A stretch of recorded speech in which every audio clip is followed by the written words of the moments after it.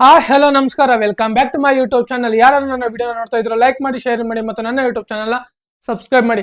ಹಾಗೆ ನಾಳೆ ನಡೀತಿರೋಂಥ fourth test match India versus Australia BGT 4ನೇ ಟೆಸ್ಟ್ ಮ್ಯಾಚ್. ಇದನ್ನ ಎಲ್ಲರೂ ಕರೆಯೋದು ಬಾಕ್ಸಿಂಗ್ ಡೇ ಟೆಸ್ಟ್ ಮ್ಯಾಚ್. ಅಂದ್ರೆ ಏನಕ್ಕಂದ್ರೆ ಇಯರ್ ಎಂಡ್ ಅಲ್ಲಿ ನಡೆಯುವಂತ ಎಲ್ಲಾ ಮ್ಯಾಚ್ಗಳಿಗೂ ಅಂದ್ರೆ 25 ಆಗಿ 26 ಇಂದ ಯಾವ ಮ್ಯಾಚ್ಗಳು ಸ್ಟಾರ್ಟ್ ಆಗುತ್ತೋ ಆ ಮ್ಯಾಚ್ಗಳನ್ನ ಬಾಕ್ಸಿಂಗ್ ಡೇ ಮ್ಯಾಚ್ಗಳು ಅಂತ ಕರೀತಾರೆ. ಹಾಗೆ ಇವಾಗ ನಡೀತಿರೋಂತ ನಮ್ಮ ಇಂಡಿಯಾ ಮತ್ತೆ Australia boxing day test match ನಾಳೆ ಶುರುವಾಗುತ್ತೆ. ಅದರಲ್ಲಂತೂ ಮೇನ್ ಪಿಚ್ ಅಂದ್ರೆ world second largest ground MCG ನಡೀತಾ ಇರೋದು. ಇದು ಆಸ್ಟ್ರೇಲಿಯಾದಲ್ಲಿ ದೊಡ್ಡ ಗ್ರೌಂಡ್. ಅದಕ್ಕೋಸ್ಕರ ಇಲ್ಲಿ ನಡೆಯುವಂತ ಮ್ಯಾಚ್ ವೆರಿ ವೆರಿ ಇಂಪಾರ್ಟೆಂಟ್. ಹಾಗೆ ಇಂಡಿಯಾಗೂ ಸಹ WTC ಗೆ ಕ್ವಾಲಿಫೈ ಆಗಬೇಕು ಅಂದ್ರೆ ಈ ಮ್ಯಾಚ್ ಇಂಪಾರ್ಟೆಂಟ್. ಹಾಗೆ ಇವಾಗ ಬರ್ತಿರೋ ರಿಪೋರ್ಟ್ ನ ಪ್ರಕಾರ ಆಸ್ಟ್ರೇಲಿಯನ್ ಬೋರ್ಡ್ ಅವರ ಅಫಿಷಿಯಲ್ ಆಗಿ ಪ್ಲೇಯಿಂಗ್ 11 ನ ಅನೌನ್ಸ್ ಮಾಡಿದೆ. ನಾಳೆ ನಡೀತಿರೋಂತ ಫೋರ್ತ್ ಟೆಸ್ಟ್ ಮ್ಯಾಚ್ ಗೆ ಅವರ ಪ್ಲೇಯಿಂಗ್ 11 ಈ ತರ ಇದೆ. ನಿಮ್ಗೆ ಇವಾಗ ಡಿಸ್ಪ್ಲೇ ಮೇಲೆ ತೋರಿಸ್ತಾ ಇರ್ಬೋದು.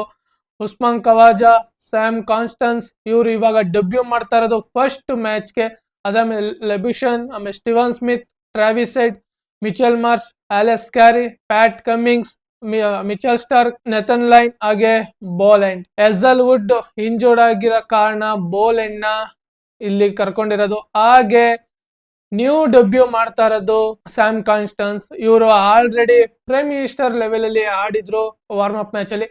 ಅದಕ್ಕೋಸ್ಕರ ಅಲ್ಲಿ ಚೆನ್ನಾಗಿ ಆಡಿರೋದಕ್ಕೋಸ್ಕರ ಇಲ್ಲಿಗೆ ಸೆಲೆಕ್ಟ್ ಮಾಡಿದ್ದಾರೆ. ಆಸ್ಟ್ರೇಲಿಯನ್ ಟೀಮ್ ಚೆನ್ನಾಗೇ ಇದೆ, ಆದ್ರೆ ಯಾವ ತರ ನಡೆಯುತ್ತೆ ಅಂತ ವೆಯ್ಟ್ ಮಾಡಿ ನೋಡ್ಬೇಕು. ಆಸ್ಟ್ರೇಲಿಯನ್ ಟೀಮು ಸಹ ಬೆಂಕಿಗೆ ಇದೆ. ಹಾಗೆ ನಮ್ಮ ಇಂಡಿಯಾದ ಪ್ಲೇಯಿಂಗ್ 11 ನ ನೋಡ್ತಾ ಬಂದ್ರೆ ಇದು ರೂಮರ್ಸ್ ನ ಪ್ರಕಾರ ಇಂಡಿಯಾದ ಪ್ಲೇಯಿಂಗ್ 11 ಈ ತರ ಇದೆ ಅಂತ ಹೇಳ್ತಾ ಇದ್ರೆ. ಇವಾಗ ನಿಮ್ಗೆ ಡಿಸ್ಪ್ಲೇ ಮೇಲೆ ತೋರಿಸ್ತಾ ಇದ್ದೀನಿ.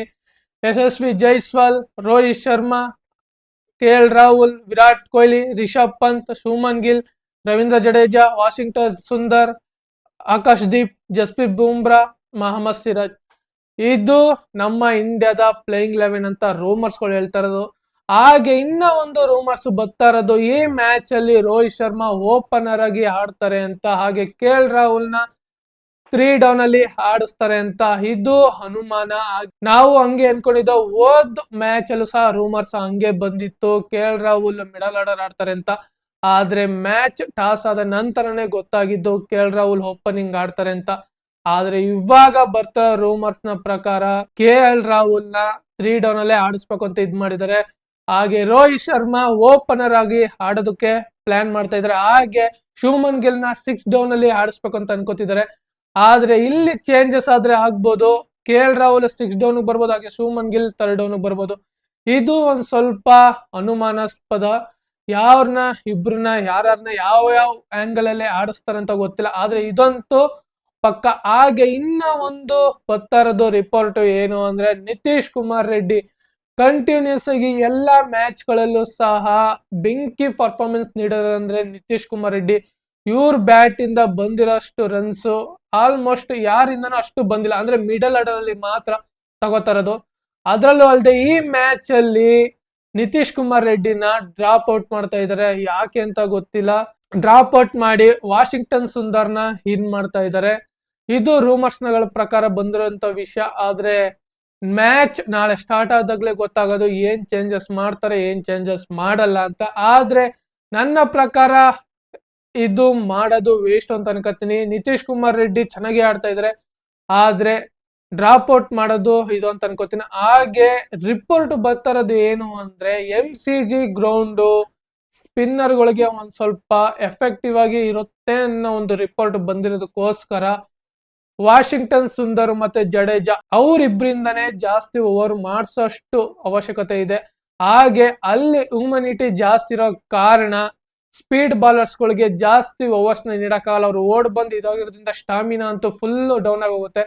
ಅದಕ್ಕೋಸ್ಕರ ಸ್ಪಿನ್ನರ್ಸ್ ಗಳನ್ನ ಒಂದ್ ಸ್ವಲ್ಪ ಆಡ್ಸೋದಕ್ಕೋಸ್ಕರ ಇದನ್ನ ಪ್ಲಾನ್ ಮಾಡ್ತಾ ಇದಾರೆ ಅನ್ಸುತ್ತೆ. ಏನೋ ಒಂದು ಇಂಡಿಯಾ ಏನೇ ಒಂದು ಪ್ಲಾನ್ ಮಾಡಿದ್ರು ಈ ಮ್ಯಾಚ್ ನ ಗೆಲ್ಲಿ ಅಷ್ಟೇ.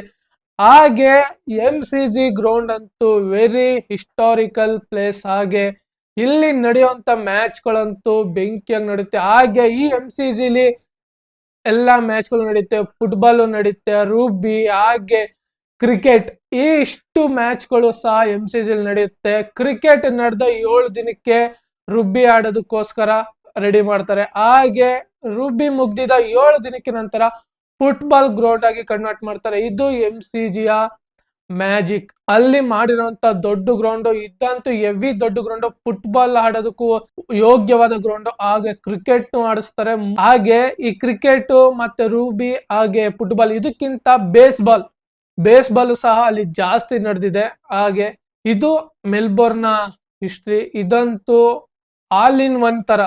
ನಮ್ಮ ಇಂಡಿಯಾದಲ್ಲಿ ಯಾವುದೇ ರೀತಿ ಆ ತರ ಆಲ್ ಇನ್ ಒನ್ ಇಲ್ಲ. ಫುಟ್ಬಾಲ್ ಗ್ರೌಂಡ್ ಆಗಿ ಕನ್ವರ್ಟ್ ಮಾಡೋದು, ಯಾವುದೇ ಒಂದೇ ಸ್ಟೇಡಿಯಂ ಅಲ್ಲಿ 4-5 ಗೇಮ್ ನ ಆಡ್ಸೋ ತರ ಯಾವುದೇ ಸ್ಟೇಡಿಯಂ ನಮ್ಮ ಇಂಡಿಯಾದಲ್ಲಿ ಇಲ್ಲ. ಆದ್ರೆ ಆಸ್ಟ್ರೇಲಿಯಾದಲ್ಲಿ ಮೆಲ್ಬೋರ್ನ್ ಕ್ರಿಕೆಟ್ ಸ್ಟೇಡಿಯಂ ಅಲ್ಲಿ ಮಾತ್ರ ಆ ತರ ಜಾಗ ಇರೋದು. ಫುಟ್ಬಾಲ್ ಗ್ರೌಂಡ್ ಆಗಿ ಕನ್ವರ್ಟ್ ಮಾಡ್ತಾರೆ. 7 days ವರೆಗೆ ಫುಟ್ಬಾಲ್ ಮ್ಯಾಚ್ ಮುಗ್ದಿದ 7 ದಿನಕ್ಕೆ ಅದನ್ನ ಕ್ರಿಕೆಟ್ ಗ್ರೌಂಡ್ ಆಗಿ ಕನ್ವರ್ಟ್ ಮಾಡ್ತಾರೆ. ಅಂದ್ರೆ ಆ ಕೆಪಾಸಿಟಿ ಹೆಂಗಿರ್ಬೇಕು. ಹಾಗೆ ಆ ಗ್ರೌಂಡ್ ನ ಕೆಪಾಸಿಟಿ 1 ಲಕ್ಷ. ಅದು ನಮ್ಮ ಇಂಡಿಯಾದಲ್ಲಿ ನರೇಂದ್ರ ಮೋದಿ ಸ್ಟೇಡಿಯಂ ಬರೋಕ್ಕಿಂತ ಮುಂಚೆ world largest number 1 cricket stadium ಅಂದ್ರೆ ಅದು ಮೆಲ್ಬೋರ್ನ್ ಆಗಿತ್ತು. ಯಾವಾಗ ನರೇಂದ್ರ ಮೋದಿ ಸ್ಟೇಡಿಯಂ ಬತ್ತು ಅಹಮದಾಬಾದ್ ಅಲ್ಲಿ, ಅವಾಗ ಲಾರ್ಜೆಸ್ಟ್ ಸೆಕೆಂಡ್ ಗ್ರೌಂಡ್ ಇನ್ ಮೆಲ್ಬೋರ್ನ್ ಅಂತ ಆಗಿದೆ. ಇದು ಹಿಸ್ಟಾರಿಕಲ್. ನಮ್ಮ ಮೆಲ್ಬೋರ್ನ್ ಅಂತೂ ಬೆಂಕಿಗೆ ಇದೆ. ಯಾವುದೇ ರೀತಿ ಸ್ಪೀಡರ್ಸ್ ಗಳಿಗೂ ಹಾಗೂ ಸ್ಪಿನ್ನರ್ಸ್ ಗಳಿಗೂ ಎಫೆಕ್ಟಿವ್ ಆಗಿ ಪಿಚ್ ಅಂತೂ ಇದೆ. ಬ್ಯಾಟ್ಸ್ಮನ್ ಗಳಿಗೆ ಒಂದ್ ಸ್ವಲ್ಪ ಹೆಲ್ಪ್ ಆಗ್ಬೋದು. ಯಾಕಂದ್ರೆ ಅಲ್ಲಿ ಇಮ್ಯುನಿಟಿ ಅಂದ್ರೆ ಬಿಸಿಲಿನ ತಾಪಮಾನ ಅಂತೂ ಜಾಸ್ತಿ ಇರೋ ಕಾರಣ ಮಳೆ ಅಂತೂ ಯಾವುದೇ ಕಾರಣಕ್ಕೂ ಬರಲ್ಲ.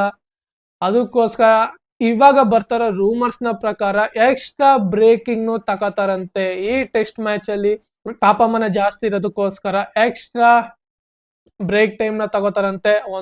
5 minutes ತಗೊಂಡ್ರೆ ತಗೋಬಹುದು. ಯಾಕಂದ್ರೆ ನೀರ್ ಕುಡಿತಾ ಇರ್ಬೇಕು. ಬಾಲರ್ಸ್ ಗಳಿಗೆ ಫುಲ್ ಸುಸ್ತಾಗೋಗುತ್ತೆ. ಅದಕ್ಕೋಸ್ಕರ ಇದನ್ನ ಪ್ಲಾನ್ ಮಾಡಿದ್ದಾರೆ. ಹಾಗೆ ಇದು ಇವತ್ತಿನ ವಿಷಯ ಆಗಿತ್ತು. ಇದೇ ತರದ ಮುಂದಿನ ವಿಡಿಯೋದಲ್ಲಿ ಸಿಗೋಣ. ಜೈ ಹಿಂದ್, ಜೈ ಕರ್ನಾಟಕ ಮಾತೆ. ವಂದನೆಗಳು.